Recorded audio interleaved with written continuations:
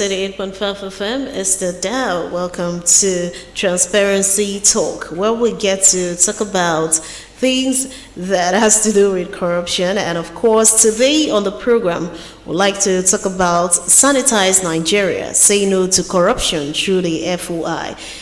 Just to remind you that Transparency Talk is brought to you by Center for Transparency Advocacy with support from the Rule of Law and Anti-Corruption, ROLAC, International IDEA and European Union, EU.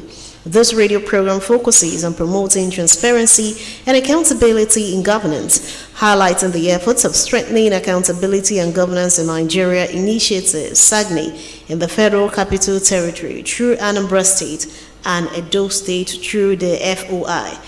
Today we want to look at women and FOI, advocating for gender-inclusive policies and accountability. Joining us on the program Transparency Talk this morning, it's a privilege to welcome Ugochi Ihia-Hurike, Public Policy and Good Governance Advocate, Executive Director, Social and Integral Development Center, SIDEC. Good morning, welcome to Transparency Talk. Good morning, Dr. Friska. Good morning, thanks for having me. In Anambra, it's a pleasure to have you as well. So we're talking about the Women and the Freedom of Information Act and how we can advocate for gender-inclusive policies and accountability through the FOI. So we'd like to begin the conversation the FOI was signed in 2011. Yeah. Now, overall, how would you assess its impact for this 14 years right now, if I'm not mistaken, 14 years after the signing of the FOI? To a large extent, I would say that the FOI has, to a great extent, supported women in accessing information, basically information that should be accessed with FOI. Irrespective of the fact that we have FOI signed, still there are some information that with FOI you can also access. But I want to say that it has the document has empowered women to a great extent. I recall in 2013, after the signing of FOI in 2011, we started engaging government actors with FOI, starting from the local government when we are looking for local government budget, to work with. We use the FOI to access such information. Then at the state level, FOI also helped us to be able to have developed good working relationship with government stakeholders and government actors, MDAs, relevant to the work we do. So these are the things we have achieved with FOI, and we still encourage women that are also in informal sector to also leverage on such gains made over the years with FOI. So for us, FOI is a powerful tool that has come to stay, and I'll say to an extent, women has used FOI to access public information. However, Oliver Twist will always want more. Talking about women and also women engagement in decision-making processes in Nigeria, subnational level, at the national level, we women, we also need more to be done with FOI. Okay.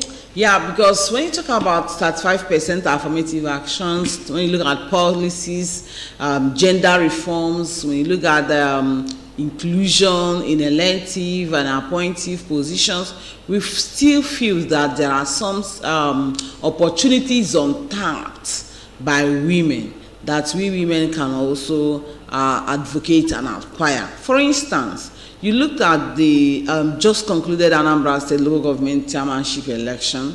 When you try to look out for the data in terms of the aftermath, the results of the election, you see that you just have one woman there. Only one woman, Honorable Amaka, Mayor Amaka Obi. Then also, when you look at the House of Assembly, you just see that with FOI, you just see that we just have one woman too. Sometimes I ask myself, I said that assuming we don't have Honorable Nkechi at the House of Assembly, who will be the gender focal person in the House, like the chairman committee of gender, if we don't have that just one woman there? So you see that just as much as we're talking about FOI and women today, a lot needs to be done with respect to women in decision makings that affects them. We are not talking about special seats, right? Special seats bill is ongoing right now. It has passed second reading. However, we feel that we should also do more. Yes, FOI is really working. Women that are informed are using it. However, some women in informal sector still need to know that there is a document called FOI, Freedom of Information Act, that was passed in 2011. They can use it to acquire information that will empower them, that will also support what they're doing. Take, for instance, we just came back from our Figure market yesterday. We did a market sensitization. We just carried out a campaign, we call it Gender Social Inclusion Program. So when we started talking, women were clamoring for taxation, the hike in what they were asked to pay. Oh my God. I told them, yes, I talk about taxation, but that's not why we are here today. Today we are here to talk about inclusion, social inclusion in electoral matter. They said, we must conclude that of taxation. The hike is something else. In fact, I saw a lot of gaps, right? What FOI can actually address, because where decisions were taken, they were not there. What led to the decision, they were not there. The information they should know, they don't have it. In fact, it was that program, because no matter how I try to move them to the topic of the meeting, they will always drag me back. One person will come and stand up and talk about taxation. The next person will talk about taxation. Oh my God, we had to now address the issue, the one that is burning, that is paining them, before we now started our own program.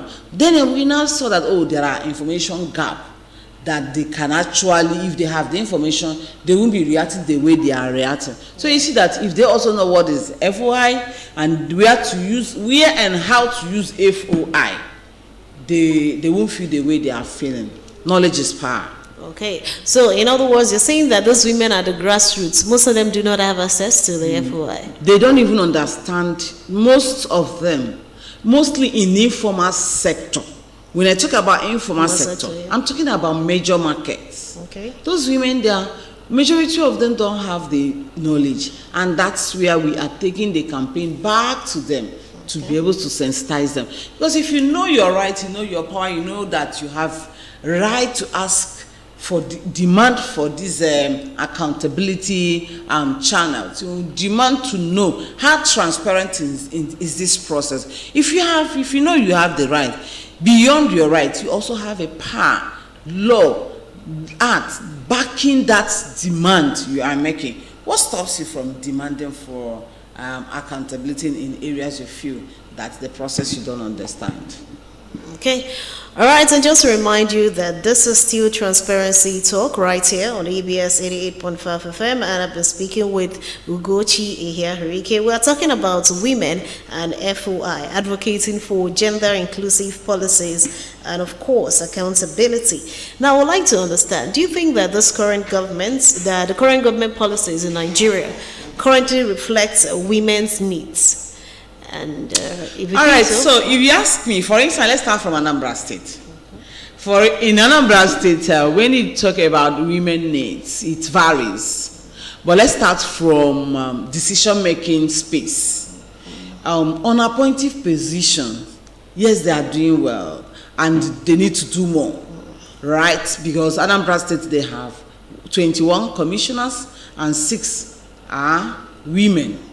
We are good with that, but we also need more. Then when you also look at the permanent secretaries that were just appointed, you see that they appointed more of women. When you look at our school settings, the number of teachers, the health sector, agricultural sector, you see that the government is doing well with respect to recruiting the women, and also ensuring that they empower more women in areas such as fishery, in areas such as agriculture, empowering women farmers, in environment, ensuring that the environment is women friendly and PWD is friendly. So I would say that Anambra State government is doing well. However, at the national level, that is why we are clamoring for the special seats bill, right, so that states can also join their own voice in ensuring that we clamor for that special seat bill. Because if we have that special seat for women, automatically we have number of women already sitting. Women can as well contest for other position. That will encourage more women. That will also give more women safe space to participate and participate in decision making that, just for instance, our community level, when communities are developing what we call charters of demand, and we don't have women there to also represent their interests. And you're discussing something that revolves around maternal and child health care service delivery. Do you as a man know that there is urgent need for placenta pits? There is urgent needs for to keep adequate record of your child's immunization card? So we need women to be in such spaces so that they can present and defend the interests of our fellow women. So Anambra State government is doing well when it comes to mainstreaming gender, when it comes to including women. However, we still need more of that. Okay, all right. Okay, at this point, we would like to welcome one or two calls before we continue, and I also think we also have a message or a question more like it for our callers as well. And just to remind everybody what we are talking about this morning. We're still talking about women and the FOI and how we can advocate for gender inclusive policies and accountability. All right, join the conversation by calling 0808-487 2166 0808-487-2166 and 0706-538-1320 0706-538-1320 0808-487-2166 0706-538-1320. Those are the numbers to call. And of course, the question for our callers this morning is, as a citizen, especially if you're a woman, have you ever tried to request for public information? What was your experience like? Have you ever tried to request for public information? What was your experience like? Hello? Hello, gender equality,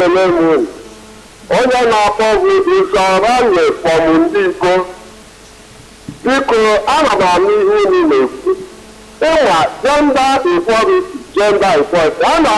Oge niile a na-ezute n'ihe.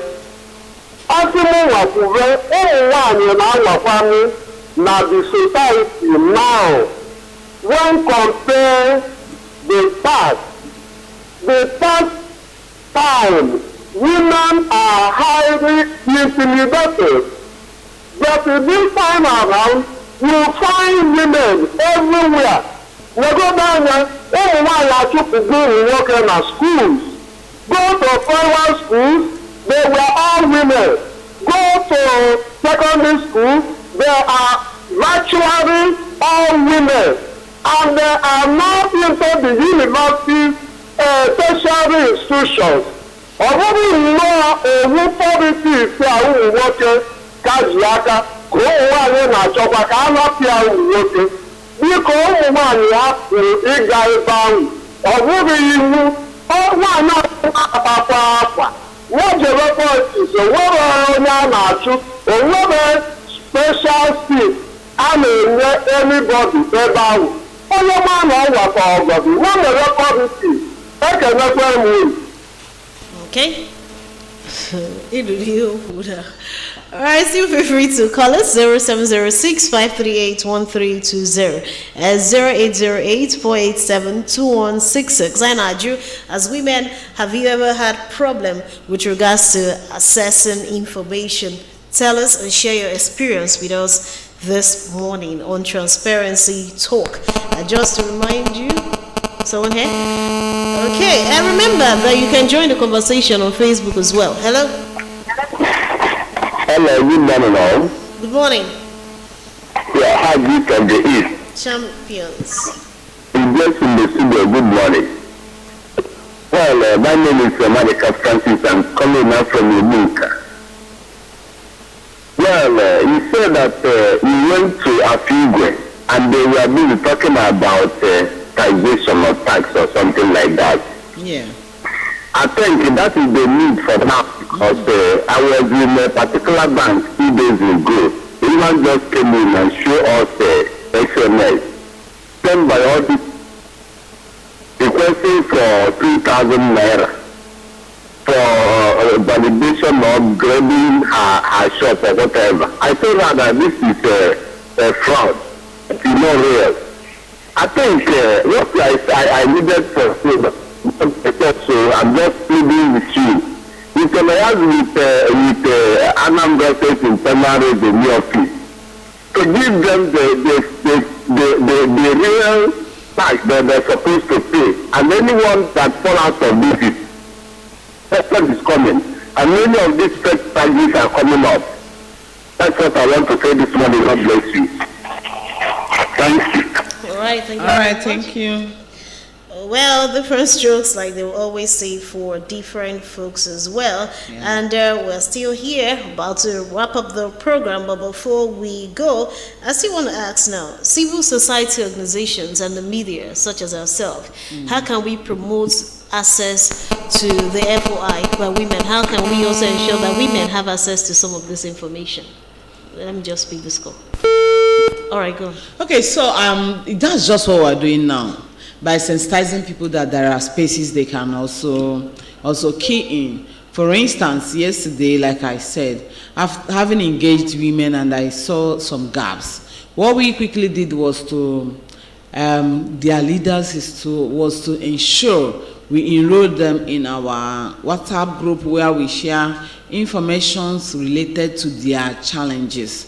So what I advocate also that CSOs and media should do differently is to ensure they are engaging people, mostly people, women in the rural area, hard to reach areas, get them understand that there is this document, there is this tool they can actually use to engage whosoever. Once it's in the public domain, it's public information, you have the right to access it. I think that's what we need to do. By educating our people and carrying our people along. Together we can. We don't need to leave people behind. The Bible said that my people suffer because of lack of ignorance. So we don't need to watch our brothers and sisters suffer out there because they need information. They are struggling with something that need to be addressed.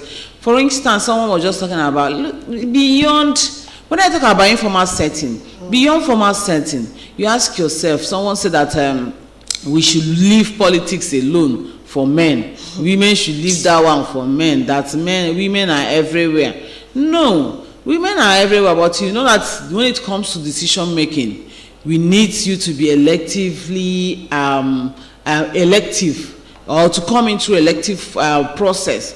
That's where you have the authority to speak, take decisions that affect or may destroy the whole population. So we need women in that space because we believe that for you to have good managers, to balance decisions, to balance positions, to balance policy formulation, you need women to bring in their own quota and contribute. See, for instance, you can't take decision for person with disability if you don't have disability. Because that's the only way you can understand. Simple. That's when you understand how they feel or what they experience. Exactly. So you can't take decision that will affect or impact women without women. Yes. So women need to be in that space. Okay. All right, so finally, before we go, we're still talking about this FOI and women. What do you have to say to women listening right now? If you don't say, here I am, nobody will say, here you are, nobody will see you. So sometimes we should also come out and not just say and be complaining that we do not have these things. Okay, so your last advice for women with regards to the women. Okay, and my fellow women, one, let's get ourselves organized. No matter how small your space is, get yourself organized. When you feel you are not, so yes. Get yourself organized, get yourself incorporated. You can register a cooperative. Even if you're doing your business, get yourself registered in a small cooperative that you can actually advocate demand for accountability as a group. Don't go as an individual. but go as a group, work with others. That's one. When you have issues you don't know how to confront, reach out to people that are already doing something in that regard. How can we do this? What do we do differently? Reach out to people like us. We are here to support you without information or without issues that you feel need to be addressed. The one that government need to address, reach out to us. When you reach out to us, we will always link you up to the appropriate authority that will address your issue. We don't believe that issues cannot be addressed. I believe with adequate information, engaging the right people, your issue can always be addressed. So my final advice is that please, let's always ensure that our houses are in order. Ensure that you are not found wanting at any point. Ensure you are engaging the approach. Ensure that you are a woman that is living and others are following. Let's just be a role model of your time. Let people say, yes, thank God I met this woman, I learned this, I learned that. And above all, let's support our fellow women. Let's promote the cause of our fellow women. Let's just drop whatever we may feel behind that we have another woman, but let's support our fellow women together. If you ask me, we can. Let's be the change you want to see. FOI has come to stay. Let's make judicious use of FOI, no matter your level, at the community level, at the local government level, at the state level, at the subnational and national level. We can. Thank you very much. Indeed, we can. We'd like to thank you, Ugochi Ehiarike, Executive Director at Social and Integral Development Center, CDEC, and the Public Policy and Good Governance Advocate. So thank you for coming to share insights on Transparency Talk. Thank you very much for having me. Okay, well, together we can. Let's unite and make the difference.